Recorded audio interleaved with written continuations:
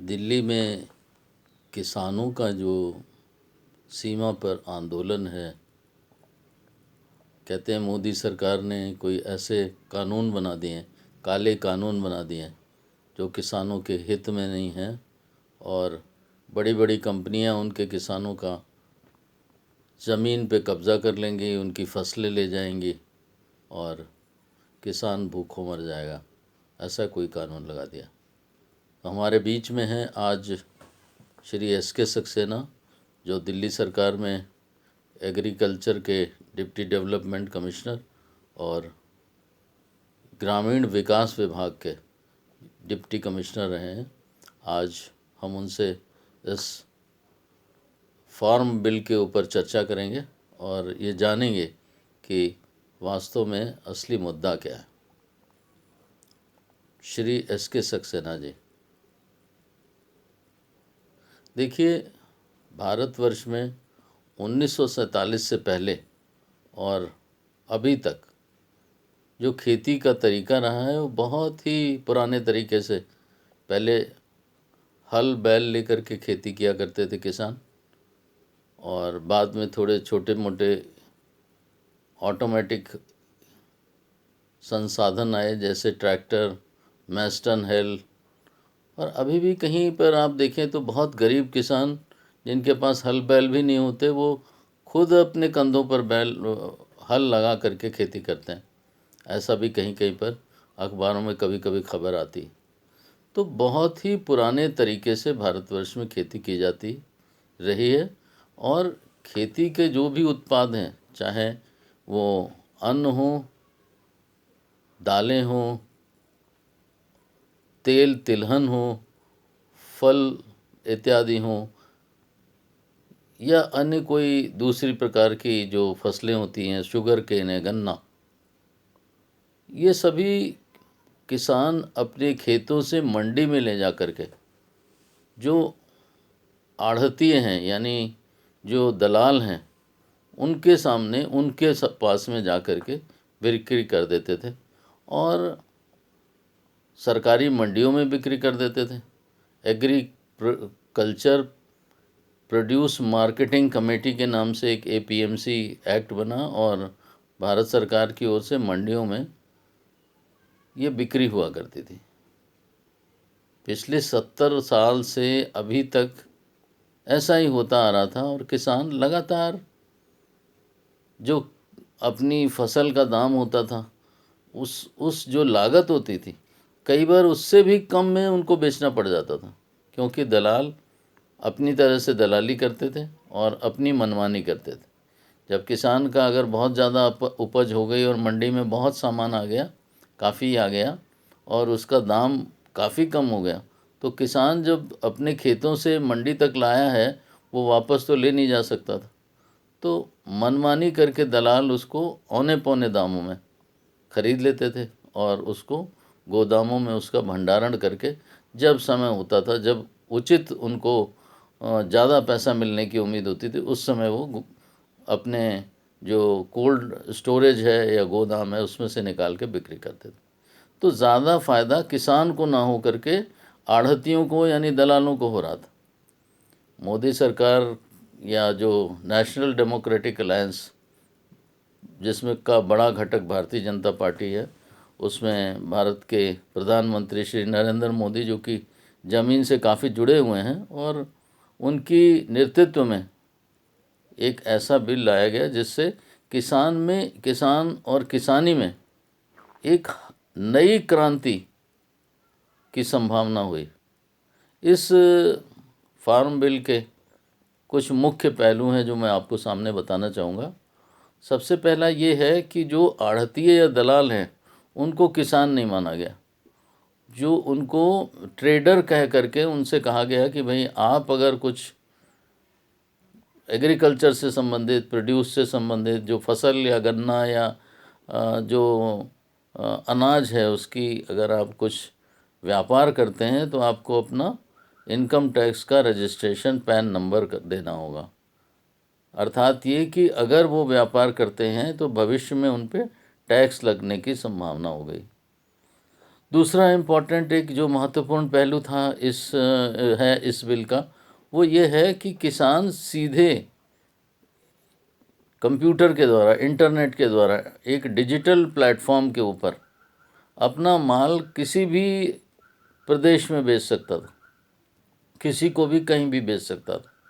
यानी अगर उसके राज्य में या उसके ज़िले में फसल बहुत ज़्यादा हुई है और वहाँ दाम कम मिल रहा है, और उसके बदले उसको अगर पंजाब में या अरुणाचल प्रदेश में या कलकत्ते में या मद्रास में कहीं पे भी ज़्यादा दाम मिल रहा है, जो कि वो कंप्यूटर के ज़रिए पता कर सकता था और उसे बेच सकता था, तो वह उसको बेचने की आज़ादी। यानी बिचौलियों का जो एक वर्चस्व बना हुआ था कि वो वहीं मंडी में आएगा, उन्हीं के पास आएगा, उन्हीं के पास माल बेचेगा, चाहे दाम उन्हें उसे कम मिले, लागत से भी कम मिले। तो ये एक व्यवस्था, इसको परिवर्तन करने का प्रयास किया गया इस कानून के द्वारा। तीसरा ये कि जो स्टॉक करने की लिमिट थी चीज़ों की, जो अनाज है, तिलहन है, प्याज है, आलू है और भी अन्य दूसरी चीज़ें हैं जिनको स्टॉक करने की एक सीमा निर्धारित थी राज्य सरकार के आदेश से या कानून से, उसको भी ख़त्म कर दिया गया। यानी बाज़ार के आधार पर, मांग और सप्लाई के आधार पर, मांग और उसकी पूर्ति के आधार पर जो दाम है उसका निर्धारण होना था। और जो बड़े बड़े वैज्ञानिक हैं या बड़े बड़े ट्रेडर्स हैं जो पैसा किसान के खेत में लगा सकते थे, नई तकनीक लगा सकते थे, अपनी जो आजकल आप देखें इज़राइल या अन्य भारत से बाहर दूसरे देशों में, अमेरिका है या जो भी अन्य विकसित राष्ट्र हैं, वहाँ पर एकड़ जो पैदावार है वो भारत से कहीं ज़्यादा है और उनकी खेती का तरीका भी बहुत ही वैज्ञानिक है। आप देखें ड्रिप इरिगेशन है या प्लास्टिक हाउसेस हैं या ग्रीन हाउसेस हैं या अन्य जो वैज्ञानिक तरीके हैं, बीज हैं, खाद है, जितना कुछ भी विज्ञान का एग्रीकल्चर में, कृषि में जितना कुछ भी अभी उन्नति हुई है, वो सारा का सारा भारतवर्ष के किसानों को उसका फ़ायदा मिलने वाला था। और जो भी वैज्ञानिक या बड़े बड़े किसान या खेती से संबंधित, फार्म प्रोड्यूस से संबंधित जो बड़े बिजनेस हाउसेस हैं, वो किसान के साथ में एक समझौता करके उसके साथ में वो नई नई तकनीक को अपने बल पर, अपने इन्वेस्टमेंट, जो उनका पैसा लगता, किसान का कोई पैसा नहीं लगना था, उस वैज्ञानिक तरीक़ों से खेती में आगे एक क्रांति की संभावना बन रही थी। यानी कि जो बिचौलिए थे और राज्य सरकार थी, उनका हिस्सा जो है वो प्रभाव कम हो रहा था और किसान को बहुत स्वतंत्रता मिल रही थी। जो उसकी लागत है, उसमें मिनिमम सपोर्ट प्राइस जो भारत सरकार निर्धारित करती है, उससे भी ज़्यादा उसको था कि इससे कम पे वो कोई भी सामान नहीं खरीद सकता। चौथा एक और दूसरा बहुत इम्पोर्टेंट पहलू था कि जो भी कोई मंडी में किसान अपना अनाज या सब्जी या फल इत्यादि लाता है, तो जो आढ़तिया है उसको एक रसीद देनी होगी और उसी दिन उसका पैसा देना होगा, नहीं तो उसे 3 दिन के भीतर उसे पैसा देना होगा। यानी आढ़तिये को बाध्य किया गया, दलाल को बाध्य किया गया कि ज़्यादा से ज़्यादा 3 दिन के अंदर उसे पैसा दे दे और उसे एक रसीद ज़रूर दे कि ये सामान, इतना सामान इतने मूल्य का उसने प्राप्त किया है, जिसका वो पैसा 3 दिन के भीतर देगा। ये अभी तक ऐसा कोई बंधन आढ़तिये के ऊपर नहीं था और औने पौने दाम में सालों साल तक किसान के साथ में उसका खाता चलता रहता। बहुत सारा पैसा वो किसान को कई बार देता, कई बार नहीं देता, ऐसा कुछ हिसाब के साथ चल रहा था, जिसको परिवर्तन करने का प्रयास किया गया।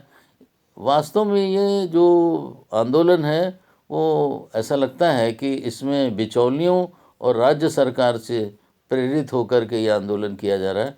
किसान के हक में है कि उसे ज़्यादा से ज़्यादा पैसा मिले, नई से नई तकनीक उसमें लगाई जाए, उसे तुरंत पैसा मिले, अपने जो फसल है उसका तुरंत पैसा मिले और जो उसकी लागत से ज़्यादा जो सरकार द्वारा निर्धारित धनराशि है वो उसको मिले, मिनिमम सपोर्ट प्राइस से ज़्यादा मिले।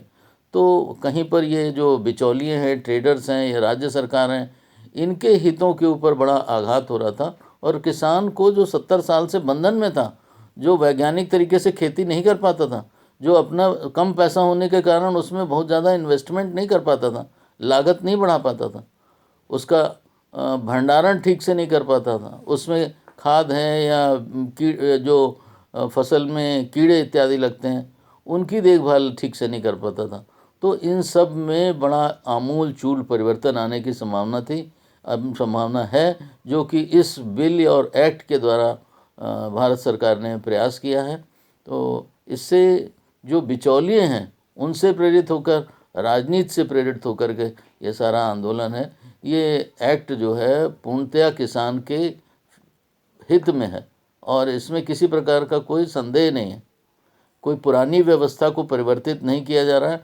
किसानों की एक मांग ज़रूर ठीक है कि इसमें ये एक कानून में ऐसा कुछ प्रावधान किया जाना चाहिए कि कभी भी किसान को MSP, मिनिमम सपोर्ट प्राइस, जो कि सरकार ने निर्धारित किया है, उससे कम पे बेचने को बाध्य ना हो। तो ये प्रावधान कानून द्वारा किया जा सकता है और करना चाहिए। और मैं समझता हूँ कि भारत सरकार इसके लिए पूरी तरह से प्रतिबद्ध है और किसान के हित में, देश के हित में ये कानून लागू होना चाहिए। और किसानों को और दूसरे सभी जो संबंधित घटक हैं उन्हें समझना चाहिए कि स्वार्थ से बड़ा राष्ट्र हित है, स्वार्थ से बड़ा किसान का हित है। भारत के एक प्रधानमंत्री श्री लाल बहादुर शास्त्री ने जय जवान जय किसान का नारा दिया, यानी भारत की प्रगति अगर हो सकती है तो उसमें किसान बराबर से भागीदार है। तो आज मैं यहीं पर समाप्त करता हूँ। धन्यवाद।